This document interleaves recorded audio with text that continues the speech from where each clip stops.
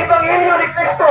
Unang Korinto, Kapitulo 15, versikulo 1 hanggang 4, nariin, among ipaka-ambit ka ninyo, among giwali ka ninyo, na si Kristo Jesus, si Jesus Christ, siya namatay para sa atong mga sala, siya ginupon, ang napannaw sa ikatulong adlaw. Kaya kini, ang mayong balita, di reliyon, ang makaluwas, di simbahan, di mo pagpaningkamot, di mo kwarta, di mo motor, di mo sakinan.